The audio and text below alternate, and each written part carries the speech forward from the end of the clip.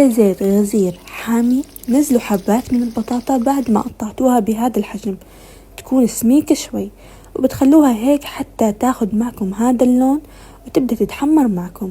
أول ما توصل معكم لهذا اللون خلاص بتصفوا كل الكمية عندكم من الزيت، وبنصفي كل الكمية وبنخليها على جنب.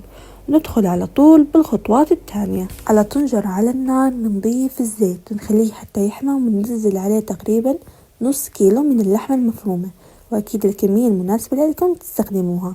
بنضلنا نقلب فيها حتى توصل معي لهذا الشكل تبدأ تستوي، وبنضيف عليها بعدها بصل بعد ما قطعناه قطع صغيرة بهذا الحجم. بنقلبهم مع بعض كتير منيح حتى ياخدوا نكهات بعض ويبدأ يدبل البصل. بعدها بنضيف ملعقة صغيرة من الملح، الفلفل الأسود، البهارات مشكلة، ما بضيف أي بهارات تانية. بضلني أقلب بس حتى تاخد اللحمة نكهة هاي البهارات. وبعدها بنضيف البطاطا اللي احنا قليناها مسبقا نص قلية، بحركها كتير منيح مع اللحمة المفرومة والبصل حتى تاخد النكهة. وبعدين بنضيف تقريبا كاسة كبيرة من مرق الدجاج، وهيك بحركهم بس تحريكة أخيرة حتى ياخدوا النكهات كتير منيح. اللحمة والبطاطا يكملوا استوى، بغطيها وبخليها على راحتها. وبعدها بنضيف تقريبا نص كاسة من الطحينية بالصحن، وبنضيف عليها ليمونة كاملة معصورة، وحسب حبكم للحموضة بتزيدوا أو بتقللوا الليمون. ونضيف كمان رشة ملح صغيرة، ملعقة صغيرة من الملح، ربع كوب من المي، وبنحرك كتير منيح حتى هيك تدوب الطحينية ويتقل قوامها شوي. بعدين بنضيف ملعقتين من اللبن الزبادي، وكمان بنحرك كتير منيح حتى يصير قوامها بهذا الشكل. هيك بتكون صارت تمام التمام. بنرجع لطبختنا للبطاطا باللحمة المفرومة بعد ما خليتها على النار.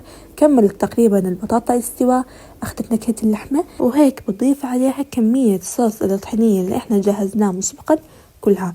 بحرك هيك تحريكة خفيفة بس حتى تاخد النكهة. بضبط الملح بملعقة صغيرة من الماجي البودرة، وبغطيها هيك حتى تاخد نكهة الطحينية. أكيد مثل هاي الأكلات ما بتكمل بدون قدحة التوم مع الكزبرة، لأنها بتنقل الأكلة من مكان لمكان تاني. فعندي هون بمقلاة على النار فيها زيت حامي، بنزل عليها التوم بعد ما فرمناه، بنخليه حتى تطلع ريحة التوم. بعدين بنضيف الكزبرة خضراء أو مجمدة الموجود عندكم أكيد. بنحرك بس حتى تطلع الريحة، واسمعوا لي هالصوت أول ما نضيفها.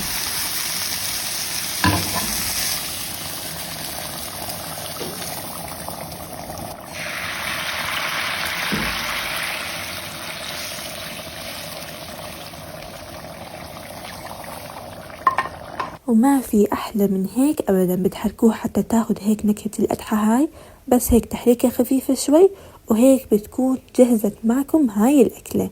بتقدموها مع الرز الأبيض أو الرز الأبيض بالشعرية، ما في أطيب منها أبدا. فعليا نكهة مميزة غير شكل، مع عصرة الليمون الزيادة بتكون على الطلب تماما. هاي الأكلات فعلا من الأكلات المميزة بالنسبة لإلي، ودايما بحب أعملها لأنها بطنجرة واحدة وكتير سهلة، وأسهل بكتير من البطاطا المحشية اللي بنعملها بالصوص الطحينية. لا، هيك كتير سهلة وما بتاخد معكم وقت أبدا. بهذا الشكل أنا بكون خلصت وصفتي لهذا اليوم. بهمني كتير أعرف رأيكم بالتعليقات، وأكيد لا تنسوا تدعموني بلايك وكومنت ومتابعة للصفحة ليوصلكم كل جديد.